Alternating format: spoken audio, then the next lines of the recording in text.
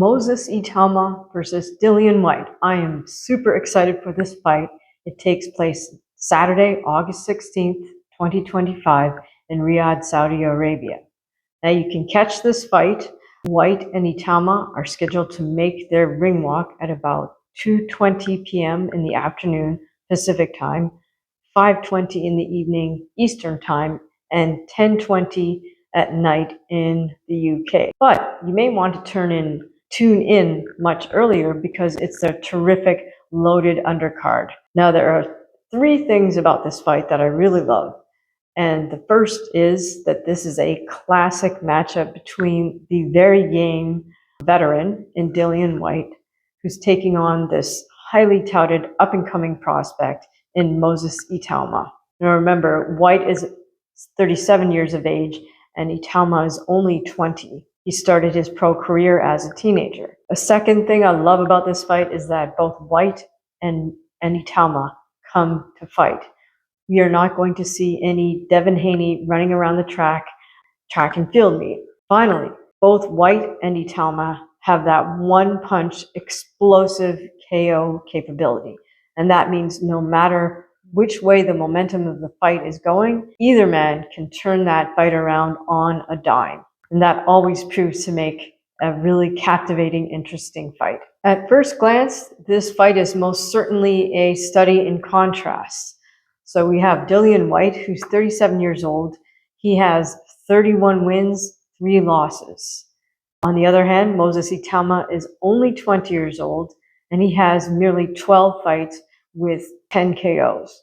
So Dillian has 21 KOs. He has more KOs than Moses has total fights. But what's even more telling than the number of fights each man has is the amount of time they've put in under the pro ranks. Itauma has a mere 25 rounds of action, whereas Dillian Whyte has 192 rounds in the paid ranks. That's almost 8 times as much time in the ring than Moses Itauma. Another contrast is that Moses fights as a southpaw and Dillian typically fights as an orthodox fighter. However, we have noticed that he can fight out of southpaw because that's what he did versus Tyson Fury. So let's break down Moses Itauma and Dillian Whyte in terms of their technical abilities, both defensively and offensively. We'll start with Whyte. In terms of his defensive skills, Dillian uses mostly a classic guard. Occasionally he switches to a high double guard with both his hands held away from his head, not glued to his head. And then every now and again, when he goes into full defensive mode, he just shuts both forearms in front of his face. I'm not a fan of that guard because you have zero visibility when you do that, but it's something some fighters will do from time to time to just weather the storm for a moment, hopefully. In terms of body movement and head movement, well, Whyte does have good level changes and he does break at the waist, which allows his head to get off the center line. But in terms of simply slipping and bobbing and weaving, Dillian does tend to leave his head on the center line. He really doesn't slip a lot of punches. Instead, what he'll do is raise his forearm and use a high forearm block instead of slipping or rolling. Now, not moving his head off the center line and not blocking a shot that goes straight up his center line could be Whyte's Achilles heel. Notice he's gotten knocked out by uppercuts that come straight up the center line by Povetkin, Fury, and AJ. Now, Dillian has good footwork in terms of his balance, but he is a little bit flat-footed when he tries to move around the ring. And every now and again, I noticed he will cross his feet ever so slightly. One other issue I see with Whyte's footwork is that sometimes he'll jump backwards a little bit to avoid a punch. Now, Dillian Whyte is not one of those slick defensive fighters, and he is one of those heavyweights that meets the George Foreman definition of a heavyweight, which is he sits down on his punches and he knows that one punch can turn the tide. So let's take a look at Whyte's offensive skills. I think one of his best weapons for sure is his jab. Now, when I say his jab, I mean his entire arsenal of jabs because Whyte has a terrific variety of jabs that he's effective with. Dillian uses a really nice hard single jab. He also has a very effective feint and then jab. He has sort of semi-up jab. He has a step-in stabbing jab, and he has a stutter jab. So Dillian understands the range of jabs and why and when he should use them. This trick bag of jabs is a key weapon for Dillian because it acts to keep his opponent off of him. So it's a defensive skill, and at the same time, it's an offensive skill because those varieties of jabs help Dillian set up either his right hand or left hook. Now, Whyte does not really throw a straight right hand. He throws a little bit more of an overhand right. And while he is capable of knocking his opponent down or out with that overhand right, the one problem I see with it is sometimes when he overshoots with that overhand right, he's way out of position and open to getting countered. Now, I think we could probably say that Dillian Whyte's kill shot is his left hook. He's knocked out more than a few opponents with that single shot.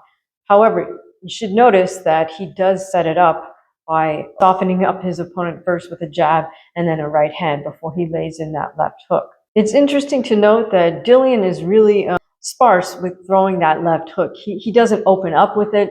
He doesn't throw it with the hopes of landing it.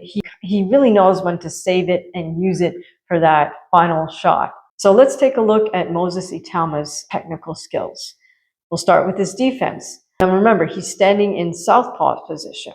So Itauma uses more or less a classic guard with his rear hand, which is his left hand, glued to his chin, and his right hand, his lead hand, is extended out. It's quite interesting how Moses chooses to use his right hand as a heavyweight, and I will double back to this when I get to his offensive skills. Moses will also occasionally switch his guard to a high double guard and then even a semi-shell guard when he's close in with his opponent and trying to cover up to avoid punches. Now, one of the key differences between Moses Itauma and Dillian Whyte is that Moses is much more adept at slipping punches by using his head movement.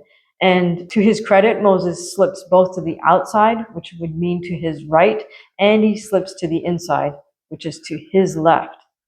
Moses is also able to level change effectively to avoid punches.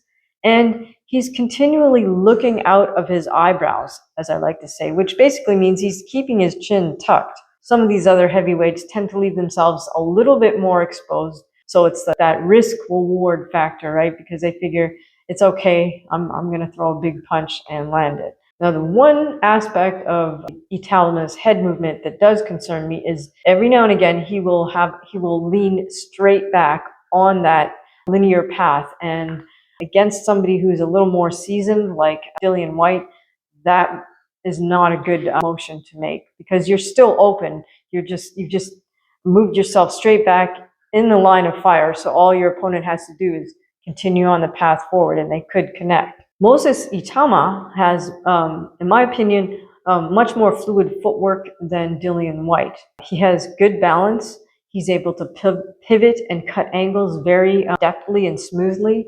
The one aspect of Itauma's footwork that I don't really like is that he has his feet a little bit too wide. But overall, it doesn't seem to hamper his movement around the ring. What that does do is start to give away a little bit of his height. Now, in terms of offensive skills, Moses Itauma, just like Dillian Whyte, has an excellent jab. Now remember, this is his right hand, that's his lead hand. And the interesting thing with Itauma's jab hand is that he tends to use it like a lot of Eastern Europeans. So I'm not sure where Moses got that influence from, if that was from his amateur trainer. But look at what he does with his lead hand. He'll make circles, he'll punch upward a little bit, he'll make a lot of distracting motions with that jab hand. And that's just like for the same reason that Usyk does it, it's very distracting to his opponent. It helps him create a unpredictable rhythm, and it creates a little bit of a mental overload for his opponent. So Moses Itauma mixes in actual punches with feinting motions, with parries, with circular motions. And blocks. Itauma also has a nice short right check hook and a decent overhand. It's almost like an extended right overhand hook. It's a little bit of a cross between an overhand and a hook. He's effective with that. But what I think Itauma's best weapon is his jab straight left rather, because it's nice and smooth, it's very fast, and it's right down that center line. So that is definitely a combination, that straight jab straight jab left hand. That's definitely something that Whyte has hopefully prepared for and figured out how he's going to avoid getting nailed with that. Now let's take a look at how Dillian Whyte and Moses Itauma match up. Well, as I brought up, they both have terrific jabs. So I really appreciate that as a boxing fan. The one question is, which stance will Dillian Whyte use versus the southpaw Moses Itauma? I mean, in my opinion, I think Dillian's better off just sticking to orthodox stance, which means they will have this sort of competition of the jab hand. So that could turn out to be some really interesting exchanges going on there, with a lot of high-level jabs going on between both fighters. Now, should Dillian Whyte choose to switch to southpaw, perhaps momentarily, just to try to confuse Itauma, he is going to have to be very wary of Moses's overhand left, because that was the shot that Moses took out Dempsey McKean with. Now, although Moses Itauma's 1-2 is much quicker and smoother than Dillian's 1-2, the interesting thing here is that they both have highly effective overhands and both have knocked out opponents with that punch in the past. Now, in terms of the defensive skill set, I would say that Itauma has much better technical defensive skills than Dillian Whyte. But here's the issue. Even though Dillian does leave his head on the center line and is perhaps not quite as fluid and as mobile as Itauma is, Dillian has weathered the storm in terms of taking shots from some heavy hitters. And this is truly where the big difference in these two fighters lies. It's in that ring experience. So let's take a look at both Moses Itauma's resume and Dillian Whyte's resume. Now, Whyte does have, as I mentioned, 8 times as much time in the squared circle as a professional fighter. Well, not only does he have 8 times as much time in his craft, he's also faced a much more difficult degree of opposition than Moses Itauma. So even though Moses Itauma is undefeated in all 12 fights, if you take a look at his ring resume, I don't think you're going to recognize too many of the names of the fighters he's faced thus far, and rightfully so, because at the beginning of Itauma's career, he was fed what I call professional losers. Now, by that, I don't mean that they are like loser people. I mean they are professional, meaning they got paid to lose, and they're fully aware of that, so is their management. In other words, they have losing records, but they can put on a good enough performance to justify them being in the ring with a young fighter. So for example, Moses faced fighters with records that are like 7-9, 9-12, etc. I really can't fault Moses nor his promotion for finding those types of opponents for him, because that's what a good promoter and a good matchmaker is supposed to do, at least for a fighter's first 5 to 6 fights. If they're a highly touted prospect and you gave them a big signing bonus and promoters made an investment in them, it's considered normal for them to get paid fed these types of opponents. Now, if we move forward in time a little bit and take a look at Itauma's previous 2 opponents, they're what I call manufactured opponents. They do not have losing records. In fact, they have winning records, right? We have Dempsey McKean, who was 22-1 when he faced Moses, and we also had Mike Balogun, who was 21-1 when he faced Moses. So both look on paper like they're valid opposition, but once we saw them in the ring, it was pretty clear that this was going to be a one-sided affair. For example, Mike Balogun is 40 years old, and he's a former NFL American football player. So he did not develop his boxing skills early on in life. If you'd like to check out my pre-fight breakdown of Moses Itauma and Mike Balogun, it's in the Fight Breakdowns playlist on this channel. To go one level deeper, take a look at McCain's and Balogun's record and look at how they accumulated those 20 wins, because that's another telling factor. Again, their level of opposition was not very high to get those 20 wins. Now, on the other hand, let's take a look at some of the fighters that Dillian Whyte has faced. Well, he fought Fury for the title, right? But when Fury was between his fights with Deontay Wilder. That, by the way, was a bit of a travesty for Dillian Whyte, because as Paulie Malignaggi said years ago, they were just putting Whyte on the shelf. He'd earned that slot to challenge for the WBC title when Wilder was holding it, and yet Dillian just never got that chance to challenge Wilder. That's the subject of a whole different video, I think. So some of Dillian Whyte's other opponents, well, Alexander Povetkin twice, Derek Chisora twice, Joseph Parker, and Anthony Joshua. So I ask you, do you think Moses Itauma could run that gauntlet? I don't think he would make it through those fights versus those opponents. Now, on a side note, I think some boxing nerds, I'll call them, will say, well, yes, but look at Itauma has 20 amateur fights and he was a world champion as an amateur. Well, my counter argument to that is, yes, he was a world champion, but Moses Itauma won the youth division world championship as an amateur. It wasn't the adult division. So who did Dillian Whyte beat as an adult amateur? That's right, he beat Anthony Joshua. So given this, all the technical aspects of both fighters and the vast differential in their experience, I will give you my fight prediction. So I think that Dillian Whyte will win this fight in the later rounds. I think Moses Itauma could highly likely win quite a few of the early rounds, maybe even past the midway point, because of his speed, because of his mobility. He'll be able to rack up points, as we say, and win rounds.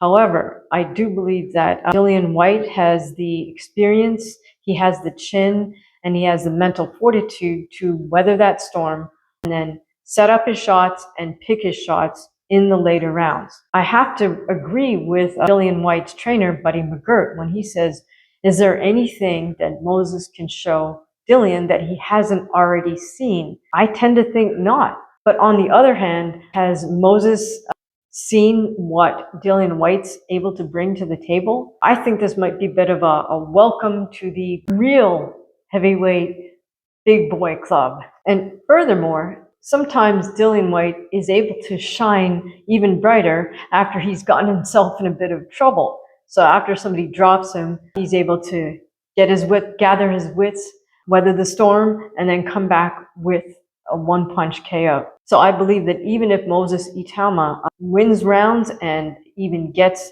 Dillian in trouble in the first half of the fight, I do believe that Dillian has the mental fortitude to move past that, gather his wits, and come back with a TKO or a KO. Now, because this is boxing, and as we say, only in boxing, I am going to add that there could be a bizarro ending, right? Like Pacquiao Barrios, who knows? Maybe the judges, if it goes the distance, somehow the judges will manufacture this into a draw, just so that Itauma doesn't suffer a loss on his record. Or even more bizarrely, perhaps Dillian Whyte will continue to slug away after the bell and a riot will break out in the ring. You never know what can happen in the theater that is boxing. But tell us your thoughts on how you think Whyte versus Itauma will play out. Who are you rooting for in this heavyweight matchup? Are there any other fights on the undercard that you're really looking forward to? I look forward to reading all your comments. Thank you for listening.